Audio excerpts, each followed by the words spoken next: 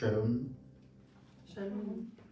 que Dieu vous bénisse richement, Amen. que Dieu vous comble, Amen. que Dieu soit votre force. Amen. Sans plus tarder, je vous invite à se tenir debout avec nos Bibles. Nous allons prendre le livre des psaumes.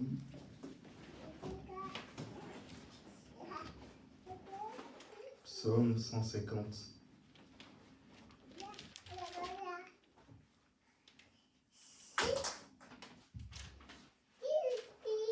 Le livre des psaumes 150. Amen.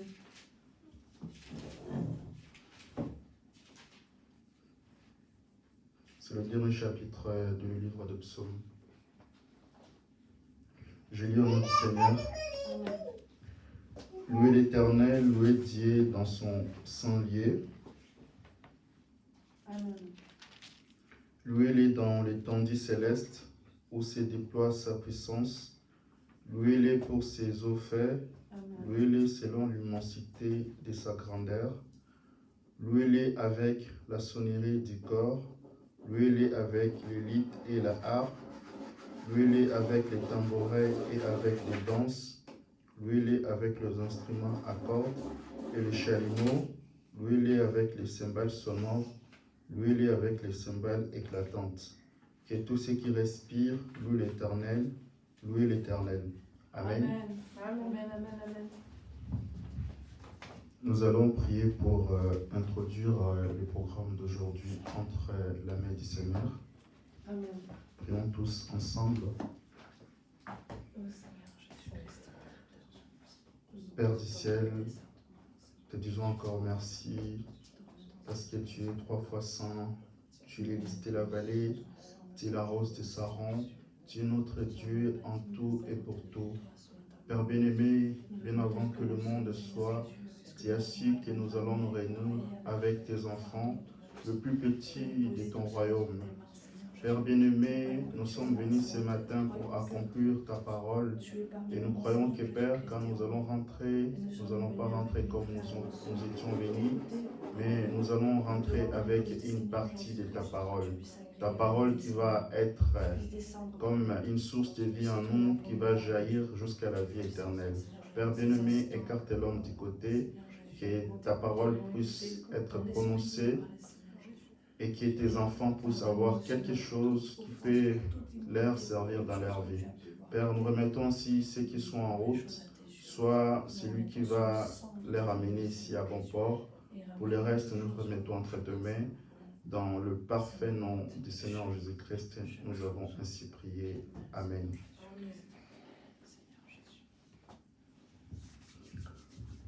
Amen. Amen.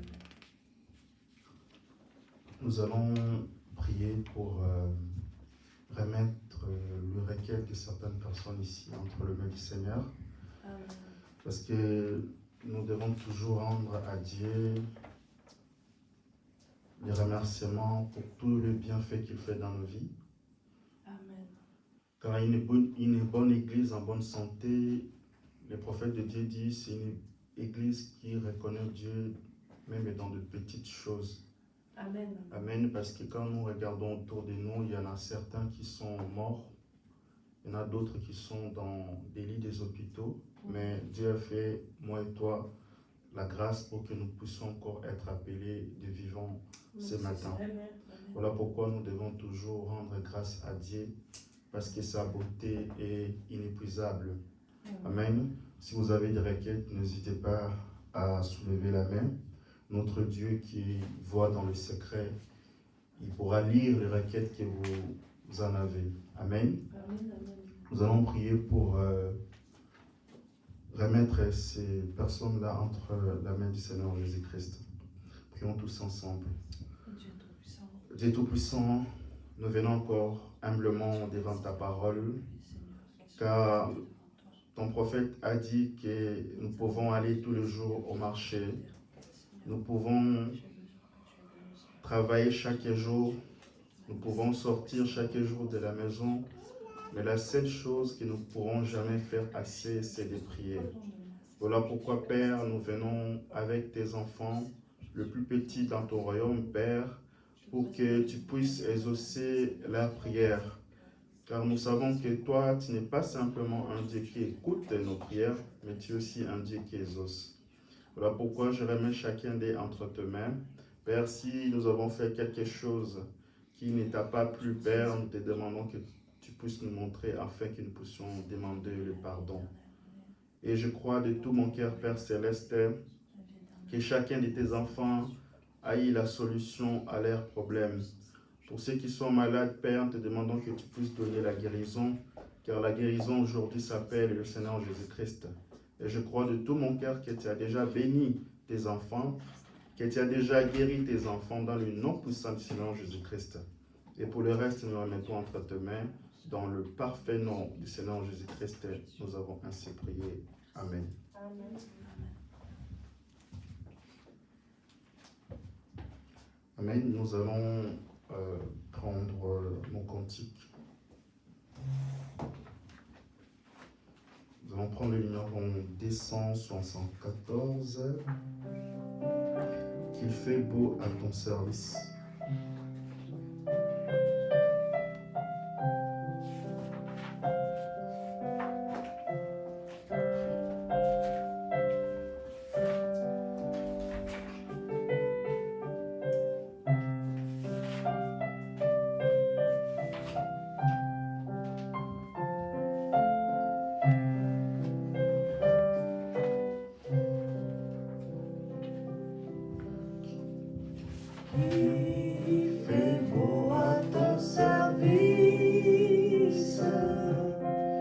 Jésus mon sauveur, Qu'il est doux le sacrifice que t'offre ton cœur. Oh Jésus, Oh Jésus, prends ma vie, dans ma vie, elle est tout à toi, elle est tout en toi. et dans ta grâce infinie, tu m'as gardé. Mon désir, mon vœu suprême, Mon désir, mon vœu suprême, c'est ta volonté. Rien je ne veux et je n'aime que ta volonté. Oh oui, Jésus, oh Jésus, prends ma vie, prends ma vie, elle est tout à toi, elle est tout à toi, et dans sa grâce infinie, tu m'as gardé moi. Comme l'ange au vol rapide, je veux te servir. les yeux fixés sur mon guide. Les yeux fixés sur mon guide, toujours obéir. Oh oui, Jésus, prends ma vie, prends ma vie, elle est tout à toi, elle est tout à toi, et dans sa grâce infinie, tu m'as gardé moi. Travail, douleur et souffrance. Travail, douleur et souffrance, non, je ne crains rien. Toi Jésus, mon espérance. Toi, Jésus, mon espérance,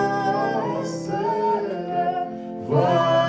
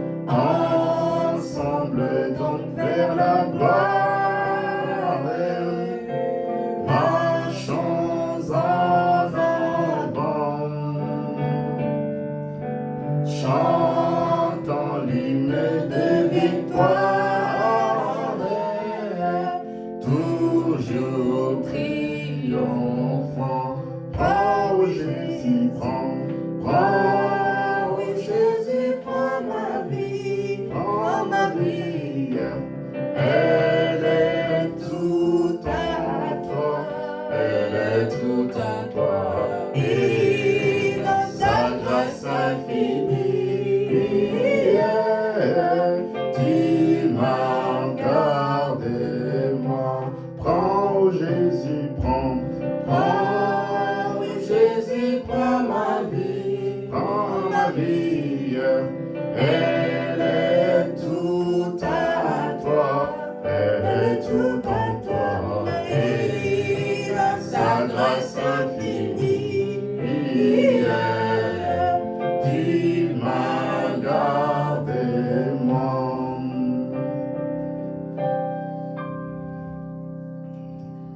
Nous allons enchaîner dans le cantique Remplis-moi d'amour. C'est le numéro 28. C'est tout au début.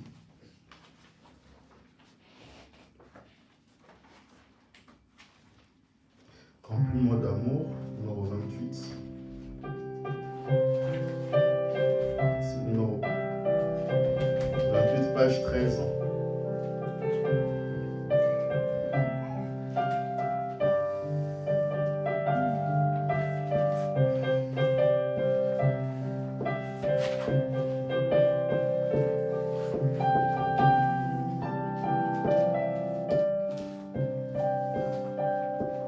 Laisse-moi marcher, Seigneur, par où tu es marché, chemin conduisant vers les ciels, partout donnant la joie aux gens abandonnés.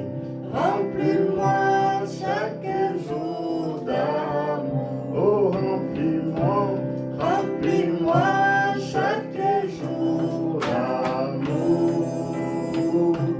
Quand je marche avec la colombe, laisse-moi marcher toujours avec joie et sourire. Remplis-moi chaque jour d'amour. Garde-moi à côté de mon sauveur et guide. Ne me laisse pas dans les ténèbres. Garde-moi du courroux et satisfais mon âme. Remplis-moi chaque jour d'amour. Oh, remplis-moi, remplis-moi chaque jour d'amour. Quand je marche avec la colombe, laisse-moi marcher toujours avec joie et sourire. Remplis-moi chaque jour d'amour. Bientôt fini la course. Bientôt fini la course, la fin de mon voyage. J'habiterai au ciel chez moi. Que je chante des rois bénis sur la route vers la rive. Remplis-moi chaque jour d'amour. Oh, remplis-moi, remplis-moi chaque jour d'amour. Comme je marche avec la colombe, laisse-moi marcher toujours avec chant et sourire. Remplis-moi chaque jour d'amour. Amen. Amen. Vous pouvez vous asseoir.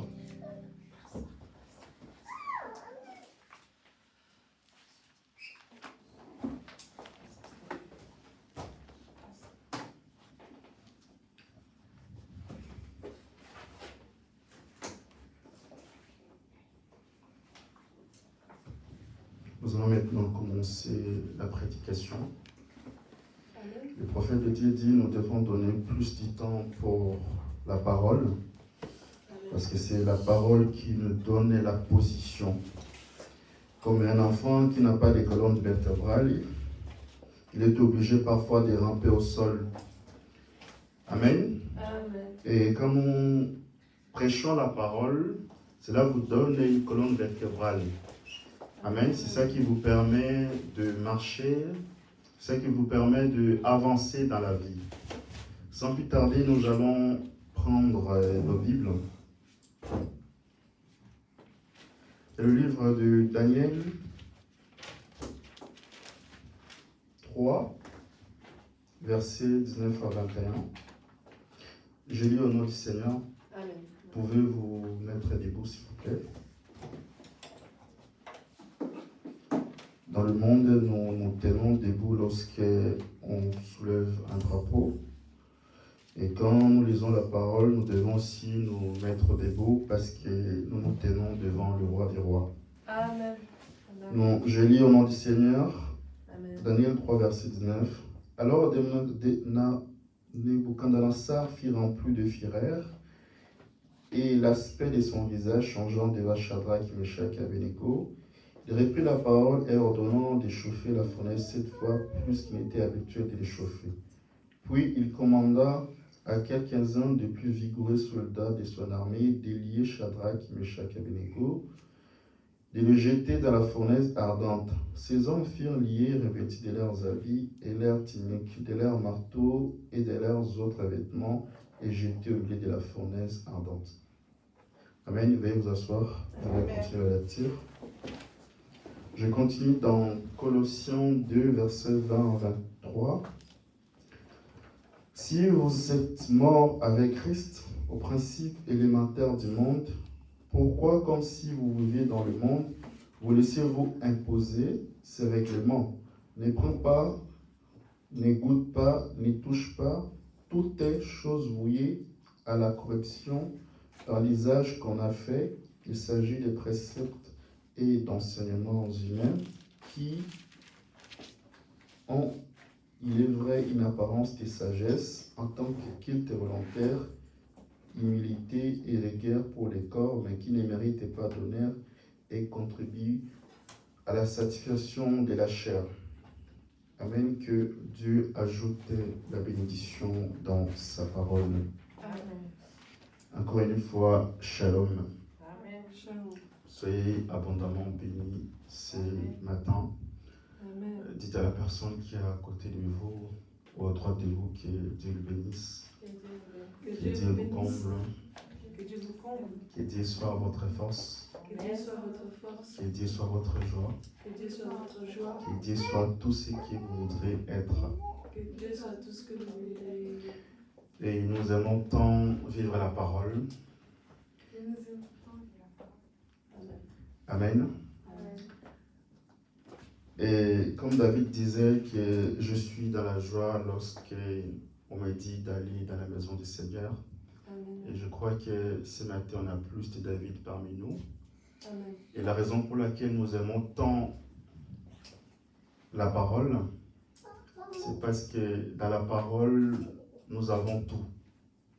Car la parole nous garde, la parole nous protège, la parole nous guérit, Amen. la parole nous protège contre toutes les circonstances de la vie. Et les prophètes de Dieu disent qu'avec la parole, nous affronterons les diables en tout lieu, en toutes circonstances et dans chaque domaine de la vie.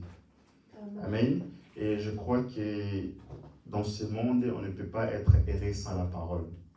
Comme le disciple, lorsqu'il revenait de chemin d'Emmaüs, il disait que notre cœur ne brûle-t-il pas lorsque Dieu parlait au milieu de nous. Amen. Amen. Et je crois qu'on ne peut pas être erré dans ce monde sans la parole, c'est impossible. Amen. Parce que dans la vie, nous avons des gens qui sont errés sans avoir la parole. Pourquoi? Parce qu'ils fument, ils boivent. Pour eux, c'est ça être erré. Or, ce bonheur-là ne vient pas de Dieu, ça vient du diable. Donc, si vous avez quelque chose qui vous procure plus de bonheur que la parole, sachez-le bien que le bonheur que vous avez ne vient pas de Dieu. Amen. Et c'est impossible sur la terre d'être erré sans la parole. Amen. Je crois qu'on est tous dans l'expectative d'attendre notre Seigneur nous parler cet après-midi. Et je crois que si vous êtes venus pour écouter Dieu, Dieu est là pour vous répondre. Amen. Amen.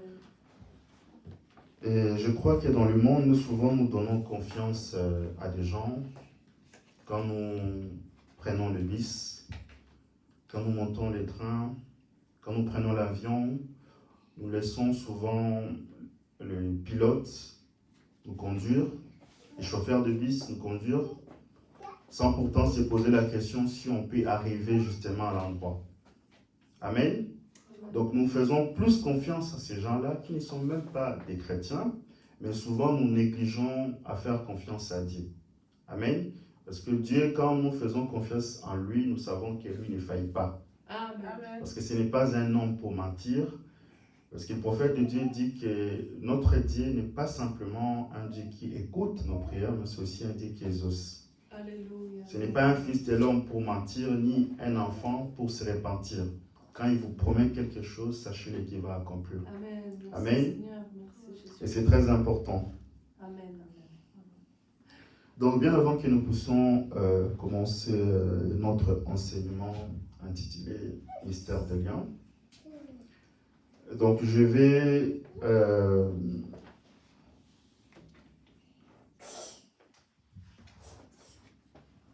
répondre un peu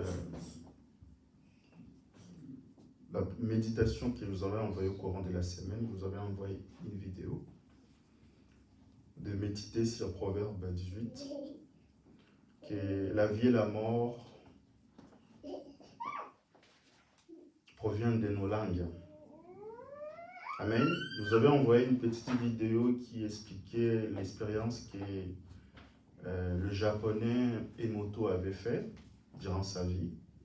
Et je crois que c'était très important de prendre un petit temps pour pouvoir méditer, parce que c'est très important. Amen. Et je crois qu'il y en a certains, peut-être, qui n'ont pas eu le temps de méditer. Voilà pourquoi je vais essayer un peu de reprendre sur ça pour vous donner un peu ce que vous aurez dit comprendre. Amen. Donc, je vous avais envoyé cette expérience de Emoto Masero. L'expérience s'est passée au Japon. Masero, c'est qui? C'est un Japonais qui avait fait une expérience sur l'eau. Comment l'eau impacte nos aliments, comment nos paroles impactent nos vies, notre entourage. Amen. Et ce qu'il avait pris comme expérience, il avait utilisé 3 verres. Donc on va mettre Emoto.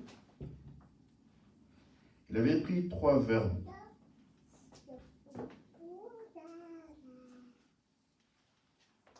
Il avait rempli le premier verre de l'eau. Là, c'est l'eau. Deuxième verre, il a fait la même chose. Troisième verre, il a fait la même chose. Comprenez-moi, je ne sais pas dessiner, je dessine comme une clinique. Supportez-moi. Et dans ces 3 verres, il avait mis des riz. On va mettre riz 1, riz 2 et riz 3. Amen. Amen. Donc, qu'est-ce qu'il a fait? Il a ajouté, il a mis de l'eau jusque-là. Il a mis maintenant les riz dedans. Et chaque jour, chaque matin, quand il se réveillait, il venait dire de bonnes choses. Au riz 1, il dit que c'est un joli verre. L'eau qui est dedans, c'est bien. Il disait tout le temps de bonnes choses au riz 1. Et au riz 2, qu'est-ce qu'il faisait? Il disait de mauvaises choses. Il disait que je te déteste. Je t'aime pas. Je t'ai haï. Et au riz numéro 3, qu'est-ce qu'il avait fait? Il ne disait rien. Il disait ni de bonnes choses, ni de mauvaises choses. Il ignorait totalement. Il a fait ça chaque jour, chaque matin, au bout d'un mois. Le riz numéro 1. Comme il disait tout le temps de bonnes choses, ça ne fait qu'attirer des bonnes choses. L'odeur qui dégageait était une bonne odeur. Le riz qui était dedans commençait déjà à fermenter. Le riz numéro 2, qu'est-ce qui s'est passé? Ça commençait déjà à moisir et ça dégageait une mauvaise odeur. Et riz numéro 3 était devenu totalement noir. Amen. Donc c'est ça la conclusion qu'il avait eue. Et vous pouvez le refaire. Hein. Vous pouvez prendre un bocal, vous faites la même expérience, vous aurez le même résultat. Pourquoi? Parce que quand il a commencé à prononcer des choses, en utilisant la bouche, la parole qui sortait avait une influence positive ou négative. Amen. Et dans la vie, nous passons tous par là. Amen. Donc il y a des enfants, il y a des parents. Quand ils ont des enfants, ils disent des bonnes choses. Ils disent que mon enfant va être président. C'est un exemple. Mon enfant va être ministre. Mon enfant va être ceci. Il disait toujours des bonnes choses, des bonnes choses.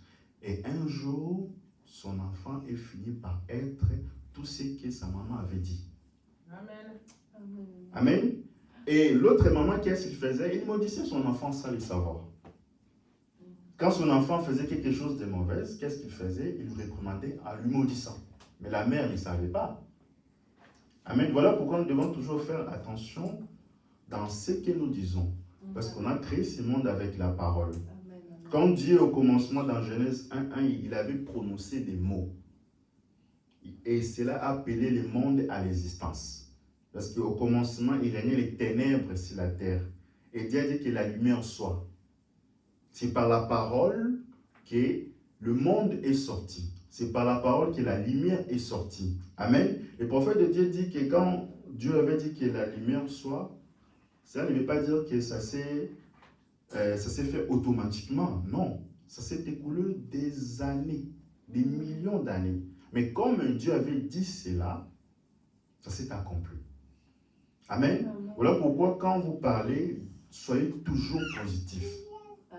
Dans toutes les situations, dans la vie, au travail, soyez toujours positif dans ce que vous dites. Parce qu'il y a aujourd'hui des gens, quand ils se réveillent des mauvais pieds. Vous allez voir qu'ils disent, oh non, je me suis réveillé mauvaise aujourd'hui. Et il part au travail, son patron commence à lui mettre des pressions. Et vous allez voir que quand la personne va rentrer le soir, elle va dire que j'ai passé une sale journée. Or, le jour n'est pas mauvais. Mais c'est ton attitude vis-à-vis du jour qui rend le jour mauvais. Et dans la vie, quand vous êtes toujours là, dites toujours des mauvaises choses, à parler toujours en mal, alors vous attirez des choses négatives dans vos vies. Amen. Voilà pourquoi nous devons toujours être positifs dans la vie, parce que la vie va se comporter envers nous de la même façon qu'on se comporte envers lui. Amen. Amen. Donc nous allons prendre quelques exemples pour pouvoir appuyer cela.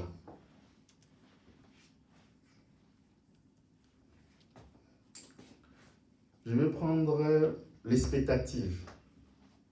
Prêché le 5 avril 50 à New York, paragraphe 13. Juste comme petit sujet, si je devais l'appeler ainsi, j'aimerais parler pendant 1 minute ou 2 sur les mots expectative. Amen. Ou l'attente.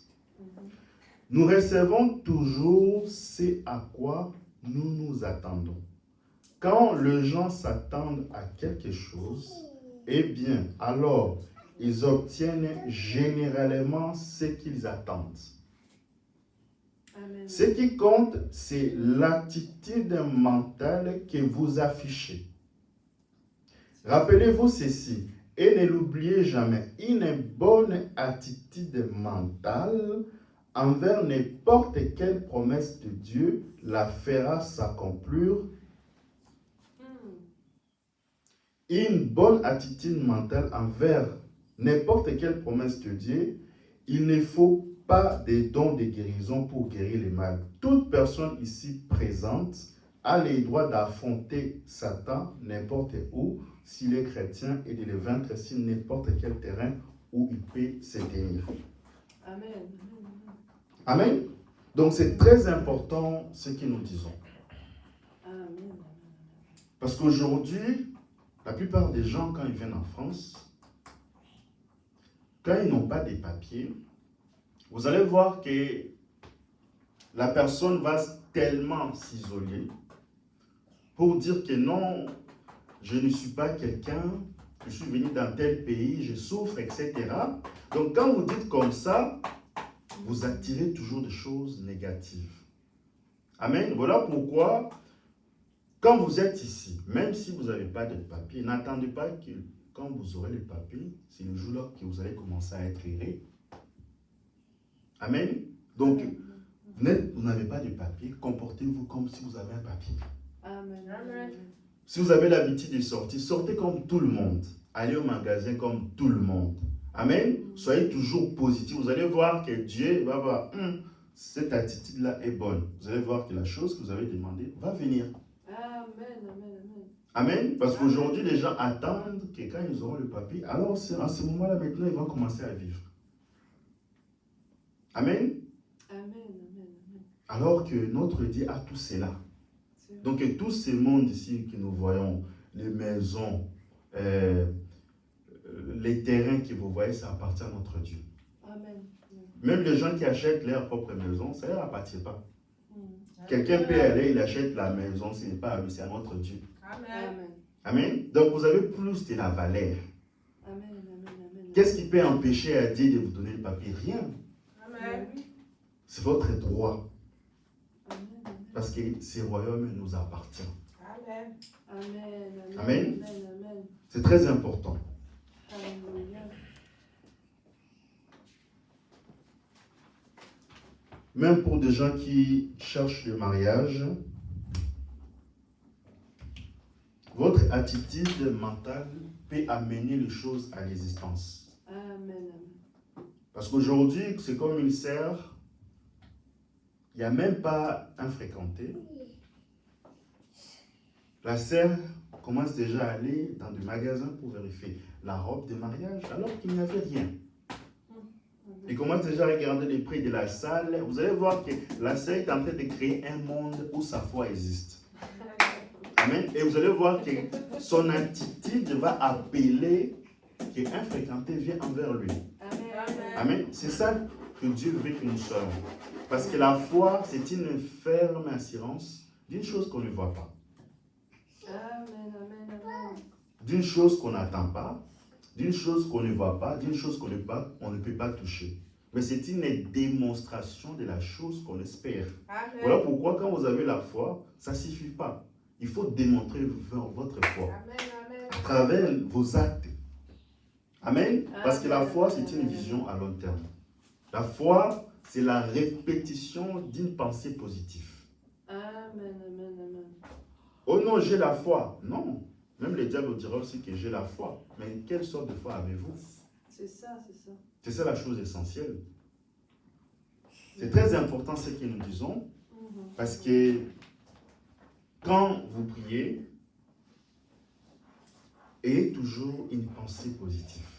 Amen. Une pensée positive ne signifie pas que vous allez dire que les choses vont aller bien. Non. Ça c'est bien parce que tout le monde va dire que non, les choses vont aller bien. Non. Une pensée positive, c'est d'abord un état d'esprit. C'est un état d'esprit où votre foi existe. Parce qu'Abraham, il appelait des choses qui n'existaient pas comme s'il existait et des choses qui existent comme s'il n'existait pas. Donc sa foi existait dans un monde. Amen. Voilà pourquoi la foi, c'est une possession. Amen. Et nous devons croire à cela.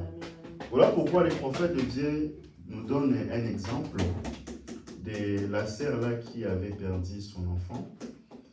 Il était parti à l'hôpital, elle a transporté son bébé.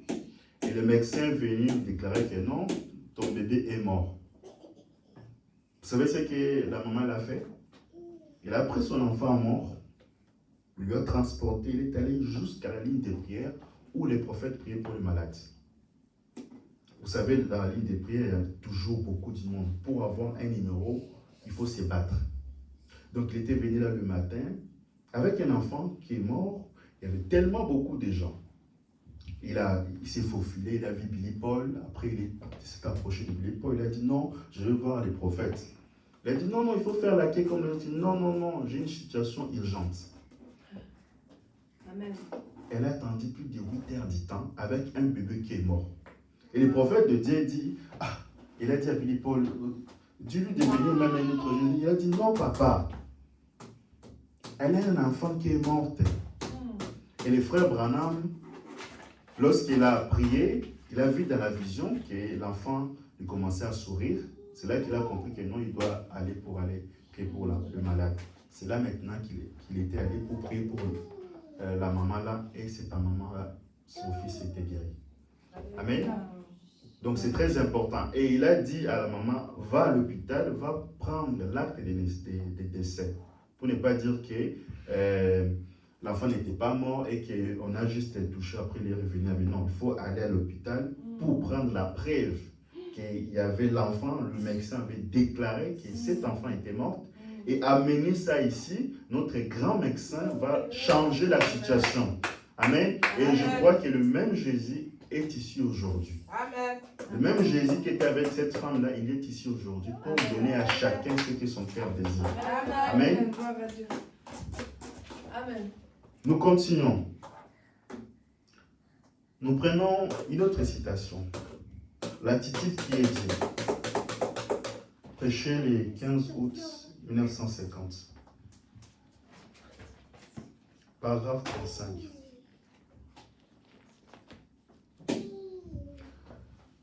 Et comme l'inspiration du Saint-Esprit est ici pour vous inspirer, rappelez-vous, Dieu amènera votre corps à obéir à votre confession. Si vous dites que vous êtes un soulard et que vous voulez boire, ne vous en faites pas, vous allez bientôt en être un. Vous écoutez?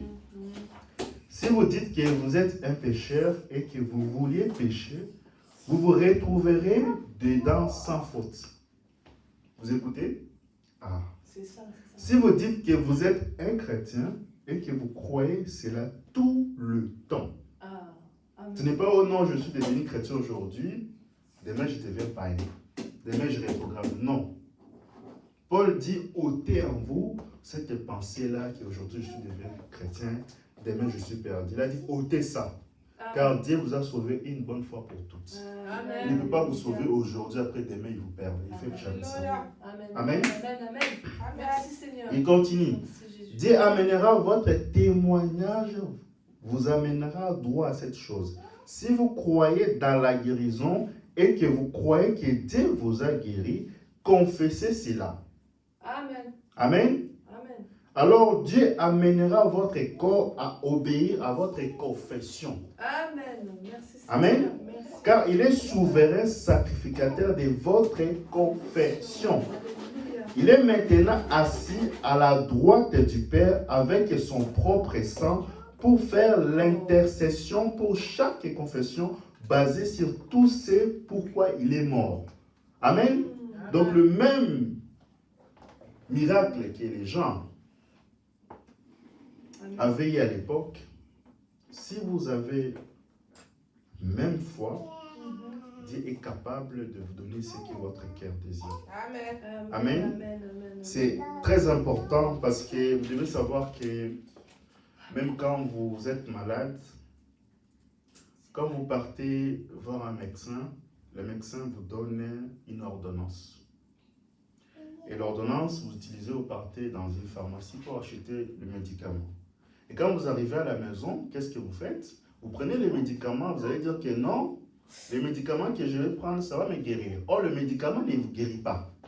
Non. Mais le fait simplement de croire que ce que je vais prendre va me guérir, c'est ça qui produit la guérison. Amen.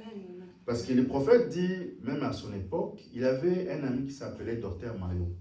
Il disait que la médecine ne guérit pas. Oui. Ils ne font que assister la nature, c'est Dieu qui guérit. Amen. Parce que même quand vous tombez malade, même quand vous trébuchez, vous blessez, vous pouvez aller à l'hôpital. On va vous donner des médicaments pour vous calmer. Mais qui produit les cellules pour recoudre votre plaie? C'est Dieu. Amen. Il n'y a que Dieu qui guérit. Les diables ne peuvent pas vous guérir. Amen. C'est très important. Amen. C'est vrai. Nous allons maintenant prendre une petite citation pour vous donner cet exemple de John Ryan dans le Cybersens. Paragraphe 115. Le vieux John Ryan, écoutez-moi très bien. Cette histoire explique un homme qui est allé voir frère Branham et le frère Branham lui a imposé la main, il n'était pas guéri.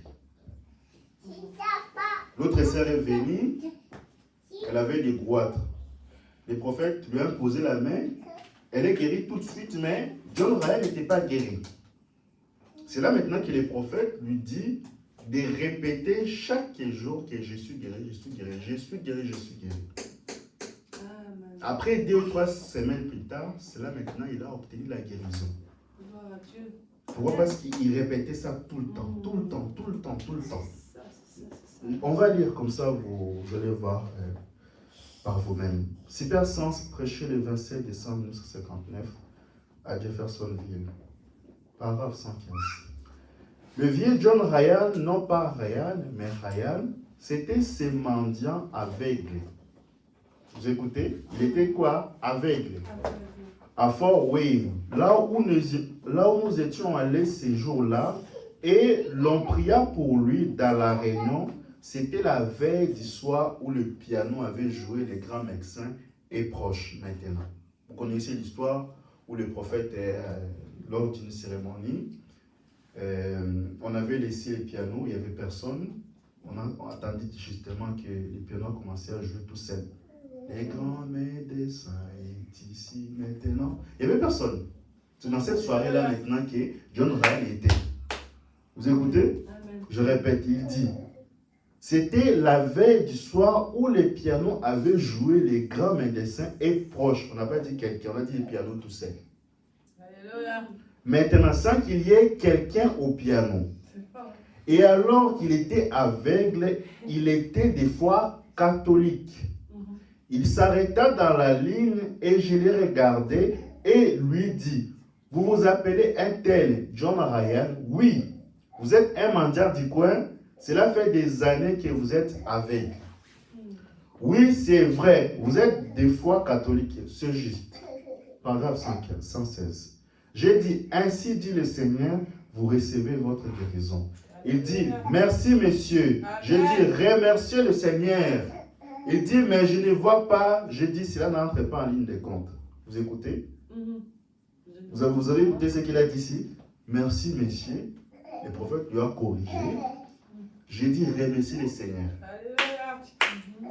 Ça veut dire beaucoup de choses.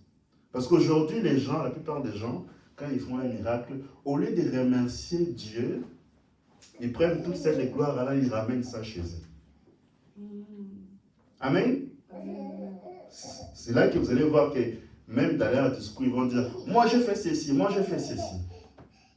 C'est dangereux. Dieu ne partage jamais sa gloire avec quelqu'un. Quand nous prions pour un malade, lorsqu'il est guéri, on dit que ce n'est pas moi qui ai guéri, c'est le Seigneur Jésus-Christ qui a guéri. Amen. C'est pour briser l'esprit d'orgueil. Parce qu'aujourd'hui, quand quelqu'un guérit un malade, il faut que toute la ville sache que c'est le frère tel qui a guéri. Amen.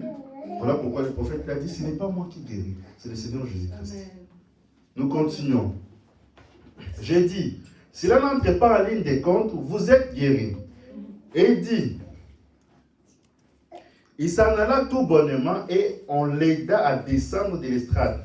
L'homme naturel ne pouvait rien voir. Il ne pouvait pas voir les moindres résultats produits par cela. Eh bien, dirait-il, il est aussi aveugle qu'auparavant. Vous écoutez? Oui. On a prié pour lui, il est toujours aveugle. 118. Ainsi, deux de ses amis les ramènent et le placèrent dans la ligne de prière à nouveau. On a prié pour lui, il est parti s'asseoir, il n'est pas toujours guéri, il est encore reparti pour être prié. Amen.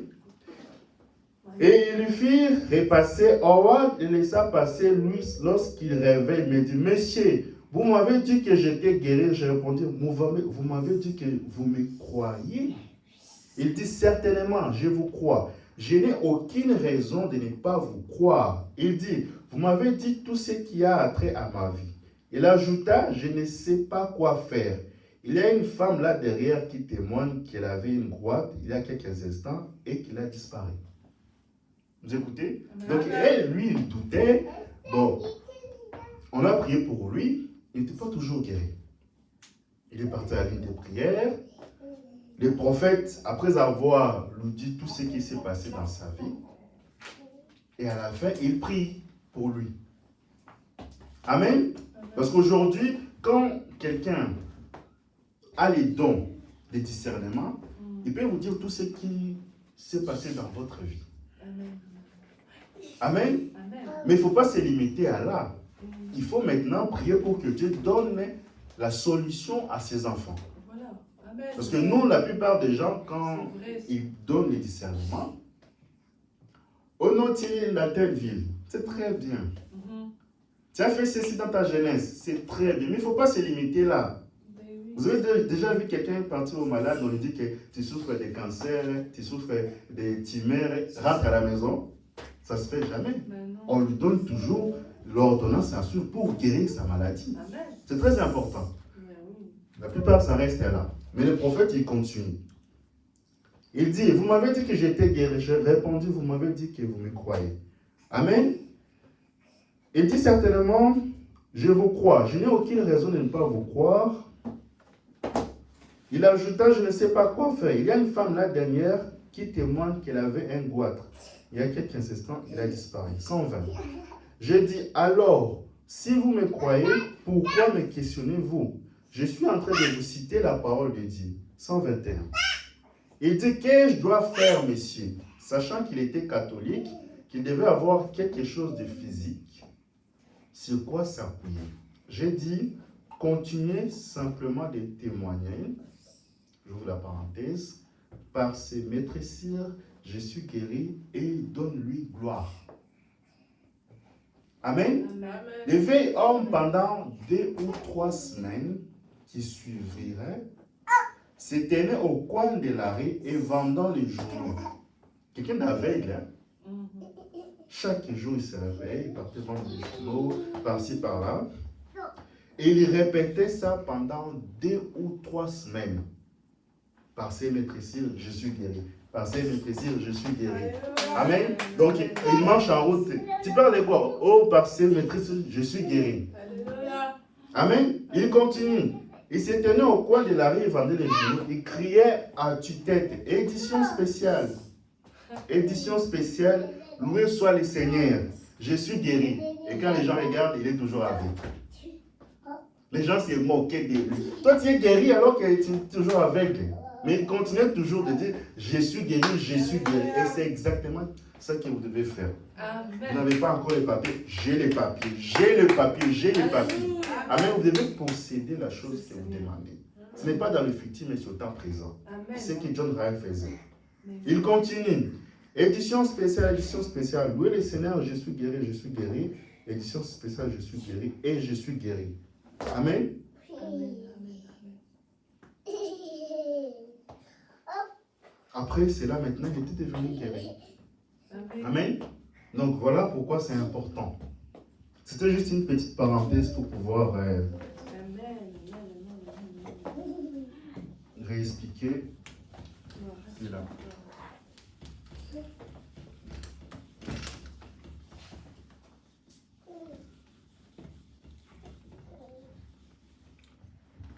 Maintenant, nous allons entrer dans notre prédication d'aujourd'hui, intitulée Le mystère de Lia.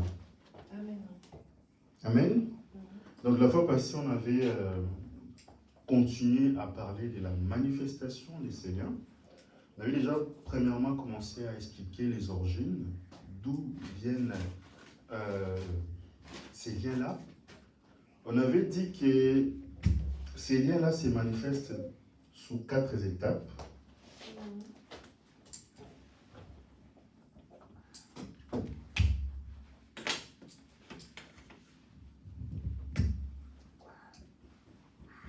On avait dit premièrement, ça peut provenir de l'hérédité.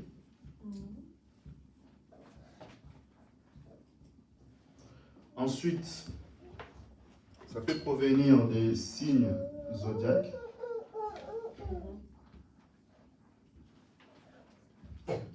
Ensuite, on avait dit que ça peut provenir des noms que nous avons reçus de nos parents.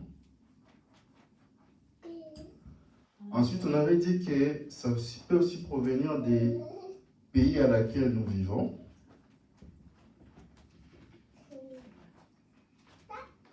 Donc, dans ces 4 points, tous nos problèmes de la vie proviennent là. Amen. Amen. Quand nous prenons par exemple l'hérédité, on avait dit l'autre fois que la plupart des gens, quand ils sont venus dans le monde, ils avaient la prédisposition de mentir. Or, mentir, il a hérité ça de son grand-père.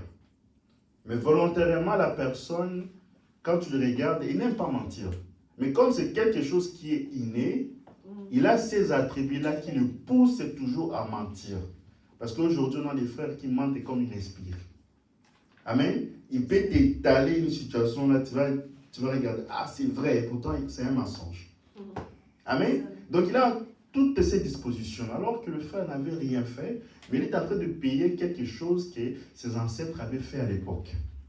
Et je vous avais dit que c'est très important de comprendre cela, parce que le diable, pour vous attaquer, il utilise justement notre ignorance pour nous combattre. Amen. Et le prophète Dieu dit dans la prédication comment puis-je vaincre, il a dit vaincre le diable ne signifie pas qu'il faut échanger des coups. Non.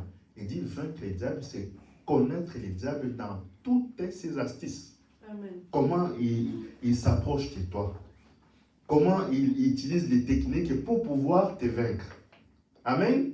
Amen. Et sachez-le qu'à chaque fois que vous vous retrouvez dehors, quand vous vous réveillez le matin, quand vous partez à la maison, vous rencontrez toujours le diable. La première personne que vous voyez, c'est le diable. Ça ne veut pas dire que c'est quelqu'un qui a des corps qui s'approche de toi. Non. Mais il vit dans des individus. Amen. C'est vrai.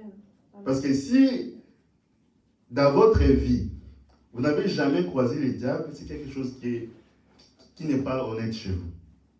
Il y a quelque chose qui cloche. Soit vous marchez avec lui, il est toujours là, mais vous ne savez pas qu'il est là à côté de vous. Amen. Parce que vous ne pouvez pas comprendre quelqu'un que vous ne voyez pas, que vous ne savez pas comment il réfléchit. C'est impossible. Amen. Amen. C'est très important. Parce que la plupart des chrétiens aujourd'hui,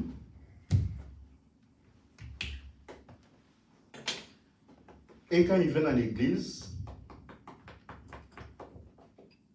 lorsque les gens parlent d'eux, que le frère là c'est un frère, c'est parce qu'il ne boit pas l'alcool, c'est parce qu'il ne fume pas, c'est parce qu'il ne drague pas les filles dehors. Pour lui, c'est ça être chrétien. Alors que dans la vie quotidienne, nous avons des gens, des païens, qui ne connaissent même pas Dieu. Ils ne fument pas, ils ne boivent pas, ils ne font pas toutes ces choses-là. Entre toi, qui s'appelle chrétien, et un païen qui fait cela, qui fait toutes ces choses-là, quelle différence avez-vous? Rien. Amen. Maintenant, le diable, pour pouvoir te combattre, il ne va pas te dire que non, il faut fumer l'alcool. Il faut fumer, par exemple, boire l'alcool. Il ne va jamais te dire ça. Parce que ça n'a jamais été une occasion de chute pour toi. Là où il va venir, c'est là où tu t'attends le moins possible. Amen. C'est très important. Parce que si vous connaissez, je pense que vous connaissez cette histoire-là, dans le jargon, on dit toujours le talon d'Achille. Je pense qu'il y en a certains qui connaissent à peu près cette histoire. Les talons d'Achille, en fait, c'est un mythe. C'est un mythe où il y avait une maman, Thétis, qui avait pris son fils Achille. Il voulait le rendre invincible. Vous savez ce qu'il a fait? Il a pris son bébé, il est allé avec lui dans la mer Styx, il a pris l'enfant, il l'a plongé dans l'eau qui était invincible. Et quand il a plongé dans l'eau qui était invincible, toute une partie de son corps était invincible, sauf la partie à laquelle où la maman avait tenu l'enfant, dans son talon là. Parce qu'il avait pris son pied, il a pris son pied, la tête de l'enfant était en bas, il l'a fait plonger dans l'eau. Et quand il lui a enlevé, toute la partie de son corps était invincible, sauf son talon. Amen. Et quand cet enfant-là a grandi, lorsqu'il est parti en guerre pour se combattre, il était vraiment invincible. Il gagnait des grandes batailles, mais la chose qu'il avait rendu faible, qu'il avait tué, c'était parce que quand il se battait avec l'autre adversaire avait pris, son épée, il lui a poignardé sur le talon. Voilà pourquoi vous avez cette expression, les talons tranchés. Amen. Et dans la vie, c'est la même chose. Donc le diable, pour venir dans votre vie, il va utiliser la partie à laquelle vous êtes faible. C'est là maintenant qu'il va venir, parce que même dans la vie, même dans la Bible, quand vous lisez l'histoire de Moïse, Moïse était quelqu'un qui s'est fâché tout le temps. Amen. Il s'est fâché tout le temps. Quand il parle, vous savez, quand quelqu'un bégaye, pour parler, c'est un peu difficile. Quand toi tu parles français, tu as déjà aligné 5 phrases. Lui, il est en train encore de bégayer à la première phrase. Et quand toi tu enchaînes, il s'énerve. Amen. Et Dieu, justement, pour pouvoir l'aider, vous savez ce que Dieu a fait? Il lui a donné une femme qui avait une forte caractère, Séphora. Amen. Parce que la Bible dit que ma puissance s'accomplit dans une faiblesse totale. C'est quand tu es faible, c'est là que tu es fort. Et quand tu es fort, c'est là que tu es faible. Amen. Et c'est exactement dans la vie, vous allez voir même, il y a des sœurs, elle était quelqu'un qui s'impatientait tout le temps. Elle s'énervait tout possible. Quand on prêche la parole, que sœurs, soyez humbles, soyez douces, elle n'arrivait pas à comprendre cela. Et après, quand il s'est marié, Dieu lui a donné un enfant qui était vraiment têtu. Têtu possible. Chaque jour, cet enfant dérangeait à la maison. Et la maman, comme elle s'énervait encore tout le temps. Jusqu'au jour où l'enfant grandit et commence maintenant à s'y porter. Vous voyez? C'est important. Amen. Nous allons prendre une prédication.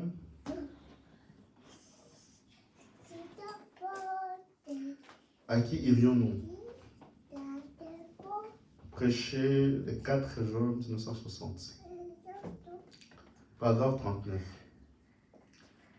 Il y a un homme dans la Bible dont Jésus a parlé une fois dans sa célèbre parole. Dans sa célèbre parole, il disait qu'il y avait un homme riche qui avait fait préparer un souper à l'honneur de son fils. Je pense que vous connaissez l'histoire déjà. Et ce souper était un souper de noces. Puis il a invité les gens à venir et après que tout était fait, prêt pour ce souper et qu'on était sur le point de servir les repas, tous les invités avaient été installés à table. Se trouvait un homme qui ne portait pas d'habit de noces.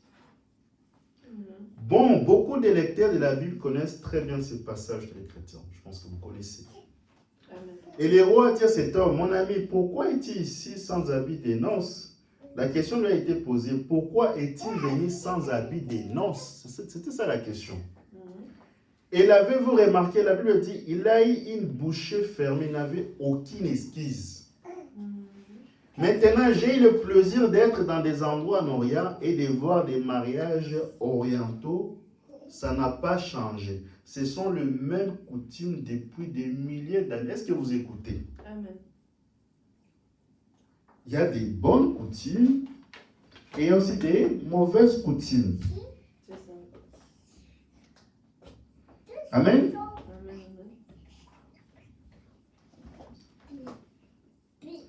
Une bonne coutume, c'est une coutume qui respecte le principe de la parole. Et une mauvaise coutume, c'est juste le contraire. Parce que même la femme samaritaine dans Jean 4,4, lorsque le Seigneur Jésus-Christ s'approcha d'elle, il a dit, donne-moi à boire. il a dit au Seigneur Jésus-Christ que d'après la coutume juive, il n'est pas bon que nous, les Samaritains, nous puissions vous donner de l'eau. Amen. Donc, il ne savait pas devant qui elle s'était mise. Et justement, le Seigneur Jésus-Christ lui a dit, si tu connaissais les dons de Dieu et tu savais qui te demande, alors c'est toi qui aurais demandé de l'eau. Donc, la coutume dans l'ancien temps,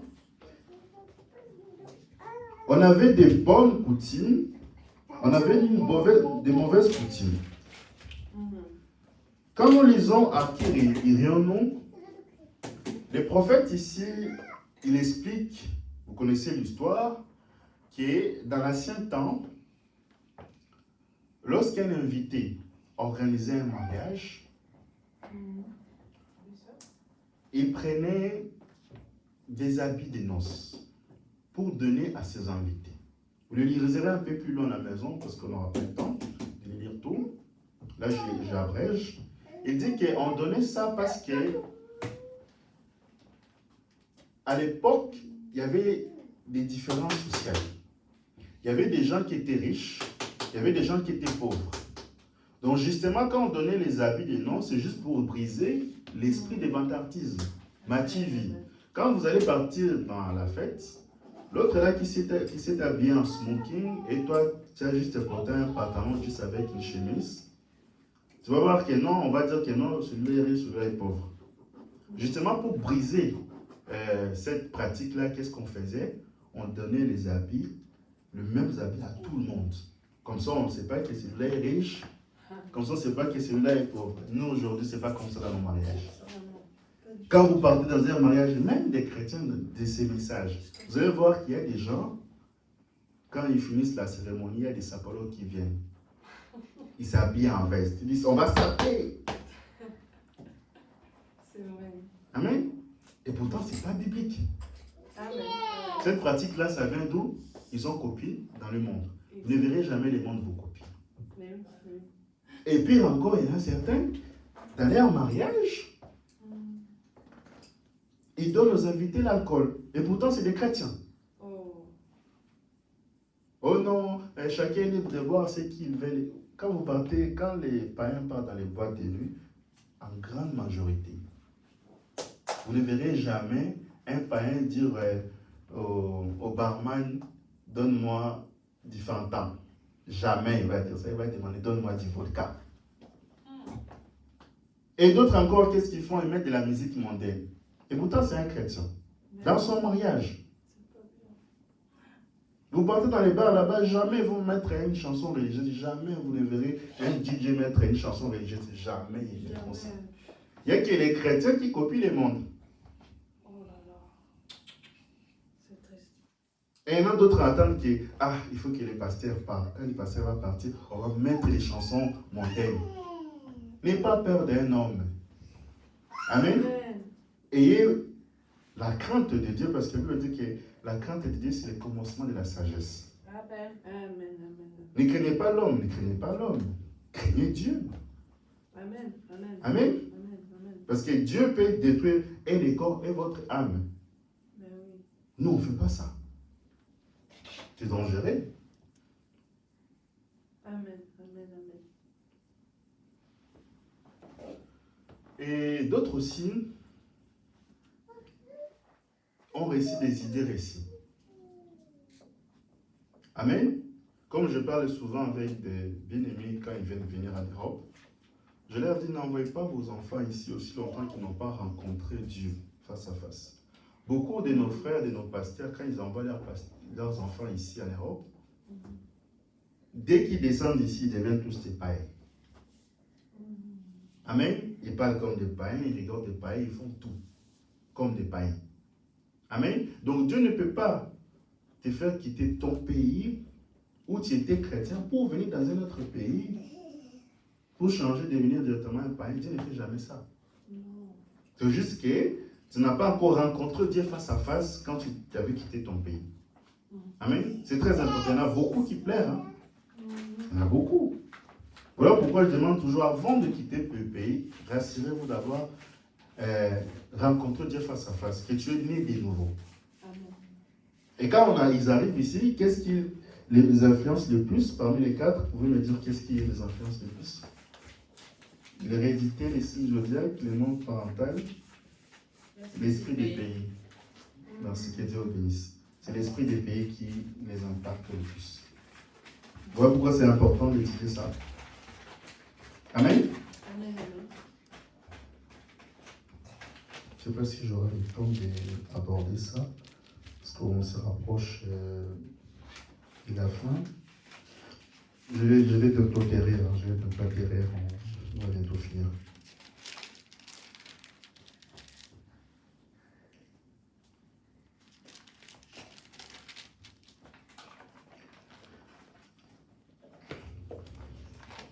Intimité.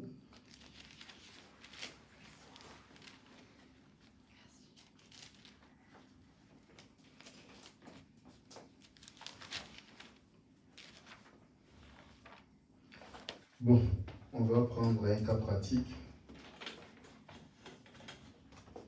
Amen. Amen. Je ne sais pas si on aura le temps de le finir. On verra comment Dieu va nous guider.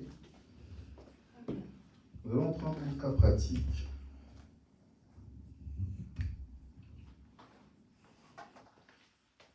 Le célibat.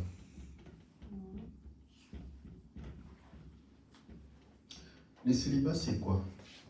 Le célibat, ce n'est pas le fait de vivre seul. Amen. Comme Wikipédia le définit, le célibat, c'est de vivre seul. Ce n'est pas ça, le célibat. Comment nous prenons la Bible dans 1 Timothée 4.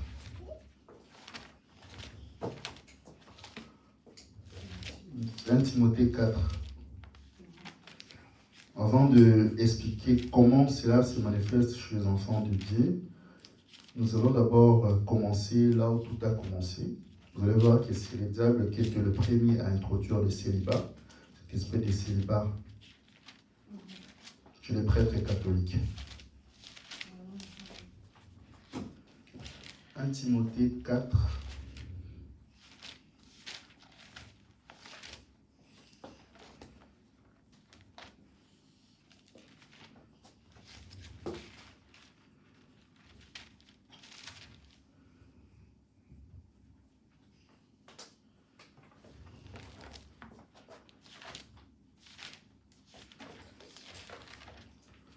Timothée 4, versets 1 à 4. Écoutez-moi très bien. Mais l'Esprit dit expressement que dans le dernier temps, quelqu'un abandonneront la foi pour s'attacher à des esprits séditaires et à des doctrines des démons par l'hypocrisie des faux discoureurs marqués au fer rouge dans leur propre conscience. Ils prescrivent de ne pas se marier et de s'abstenir d'aliments que Dieu a créés pour qu'ils soient pris avec action de grâce par ceux qui sont fidèles et qui connaissent la vérité. Or, tout ce que Dieu a créé est bon et rien n'est à jeter, pourvu qu'on le prenne avec action de grâce, car tout est sanctifié par la parole de Dieu et par la prière. Quand nous avons lu ça, on a vu qu'il y a des esprits séditaires. Là, c'est le Saint-Esprit qui dit expressement. Amen. Amen. Et quand nous avons lu, on a vu qu'il y a des religions que la Bible a dit, sans pourtant citer les noms. Mais comme la parole nous dit que vous connaîtrez la vérité, il faut que cette vérité vous en franchisse. Amen. Quand nous avons lu ça, on a compris que ces esprits séditaires en question, c'était des églises. Exactement. Nous avons les catholiques, les cathos et les musulmans. Rien contre les musulmans. Non. Les musulmans ne mangent pas les porcs. les cathos, ils ont prescrit qu'aux prêtres qui ne puissent pas se marier. Donc c'est là où l'esprit de célibat a commencé. Amen. Parce que si on avait donné aux sœurs d'épouser les hommes, il n'y aurait plus de frères à l'église. Mais comme la Bible dit que c'est l'homme qui doit quitter sa famille pour s'attacher à sa femme, la raison pour laquelle ce sont les hommes qui choisissent. Comme j'avais pris récemment, en Inde, quand vous partez, là-bas ce sont les femmes qui épousent les hommes. Heureusement là-bas, il n'y a pas d'église du message. Il y en a, mais ils n'appliquent pas leurs coutumes. On a vu tous les Africains, ils veulent acheter des billets pour aller là-bas. Amen. Donc, l'esprit de célibat, c'est très important. Parce que vous allez voir une jolie fille, elle grandit, elle atteint un certain âge, elle n'arrive pas à se marier. Les gens vont se poser la question, comment ça se fait que quand on regarde la femme, on voit que la sœur a tout le vertige, mais elle n'arrive pas à se marier. Et quand vous regardez bien, le diable, comme dans leur famille, ils savent que non, les gens là ne se marient pas, il y a un esprit de célibat, donc il y a un lien. Aussi longtemps que la personne ne sait pas d'où vient la cause, vous pouvez prier pour le mariage, mais vous, si vous ne savez pas la cause de vos problèmes, votre prière n'aura pas d'efficacité. Voilà pourquoi c'est important, quand nous prions, de prononcer les noms de l'ennemi. Quand vous chassez un démon, prononcez les noms. Voilà pourquoi même la maladie, on les donne le nom. Pourquoi? Parce que quand tu vas chez MX, chez une pharmacien, tu dis que j'ai besoin de Doliprane. Pourquoi? Tu souffres de maux de tête. Et il te donne le Doliprane. Quand tu vas avaler, ça va avoir un effet positif. Maintenant, imagine que tu souffres de maux de tête. Tu ne sais même pas quelle maladie tu souffres. Oh non, je vais aller chez le pharmacien. Je vais demander qu'on me donne du Spasfon alors que tu souffres de maux de tête. Or, nous savons que les Spasfon, c'est pour les maux de ventre. Est-ce que les médicaments auront de l'efficacité? Non. Ça n'aura pas d'efficacité. Donc, il faut d'abord savoir d'où vient le problème. C'est très important. Amen. Et donc, je disais, donc les célibats. Donc, les célibats, il y en a certaines familles, les sœurs ne se marient pas, les frères ne se marient pas. Donc, ils ne savent pas d'où vient la cause. Donc, si par exemple, tu es une sœur, qui t'a rempli toutes les cases dont la parole dit, et que tu ne te maries toujours pas, il faut se poser des questions. Parce que Dieu ne t'a pas créé pour être seul. Amen, amen, amen. Amen.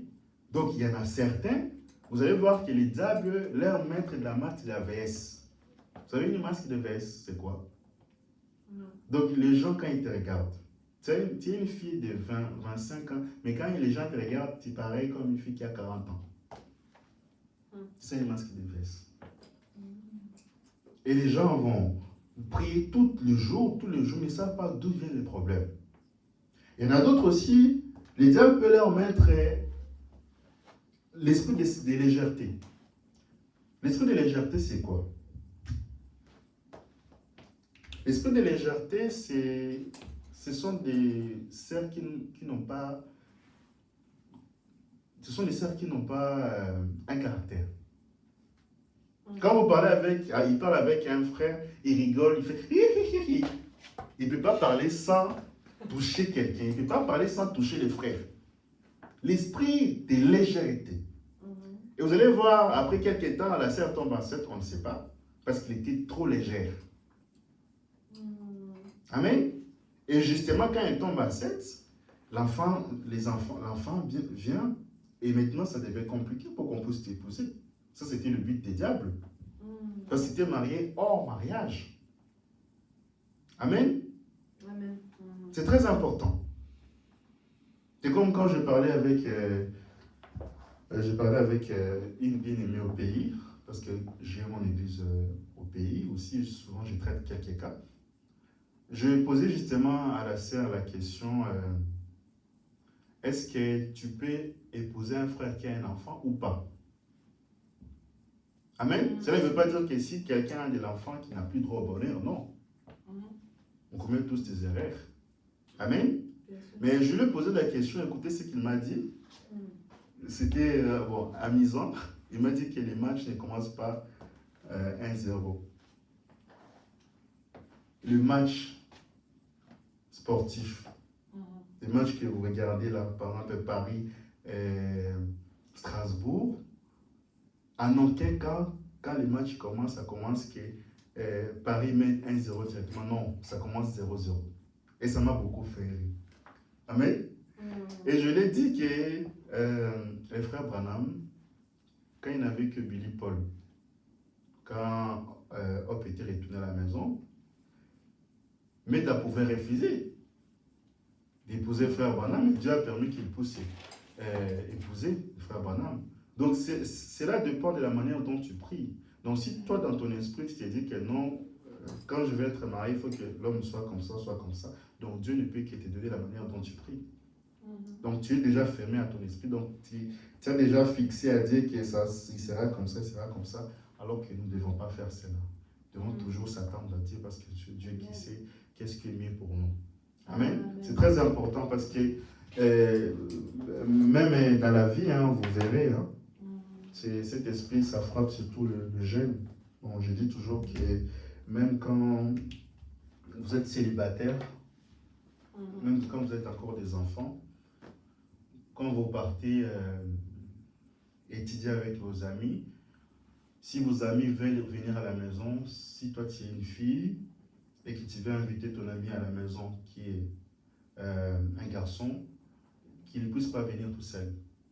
Que vous soyez au moins 3 ou 4. Justement pour éviter en fait qu'il puisse avoir certaines attitudes. Amen, c'est très important. Amen. Et que ce soit une fille ou un garçon, vice-versa. Hein. Donc c'est très important, même le prophète, il donne plusieurs exemples. Quand vous lisez dans Tournez les regards vers Jésus, il explique que même quand on l'invitait pour prier pour les malades dans une maison, il ne partait pas tout seul. Il prenait sa femme, Meda, il partait avec elle pour prier pour les malades. Et si sa femme n'est pas là, il prenait un frère et ils partaient ensemble. Ce n'est pas pour rien. Parce que quand il va entrer dans une maison, bon, l'intention peut être très bonne, hein. L'intention peut être très bonne, mais le fait que le voisin a vu, que les frères là est entré là, il risque de s'imaginer les choses. Pour ne pas donner les diables une occasion de chute, au moins de prendre quelqu'un comme ça, quand ils vont entrer, les jours là, les frères là vont dire que non, je t'ai vu entrer là-bas, j'ai un témoin. Amen. Donc on va appeler les frères, on était allé là-bas, qu'est-ce qui s'est passé là-bas? Explique. Moi, il y a un témoin. C'est vrai. Amen, c'est important.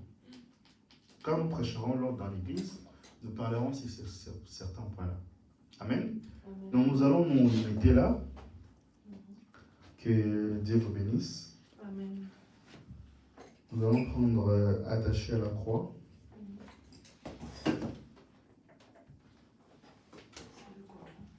Attaché à la croix, numéro 288.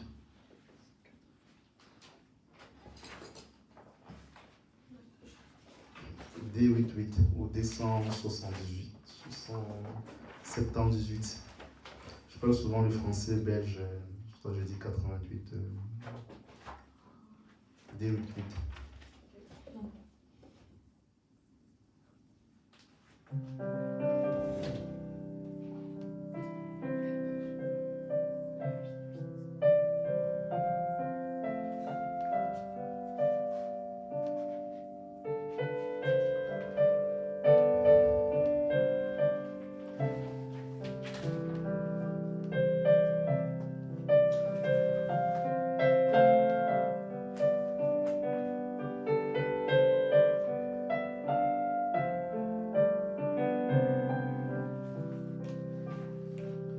Quel sauveur merveilleux je possède. Il s'est sacrifié pour moi. Et sa vie innocente, il cède pour mourir si l'infâme moi.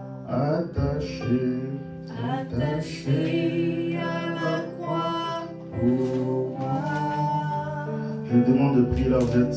Jésus à la croix pour moi. Il a pris mon péché, il m'a délivré. Attaché à la croix pour moi. Il renonce à la gloire céleste pour le plan rédempteur de Dieu. L'apparence est la plus modeste. Oh, quel prix pour me rendre heureux. Attaché à la croix pour moi. Attaché à la croix pour moi. Il a pris mon péché, il m'a délivré. Attaché à la croix pour moi. Nous allons prier pour remettre notre retour dans la main du Seigneur. Nous allons remettre aussi nos prières entre les mains du Seigneur, que Dieu puisse exaucer chacun de vous. Priez en ayant une pensée positive, parce que Dieu n'écoute pas la parole d'un insensé. Amen. Amen. Nous prions tous ensemble.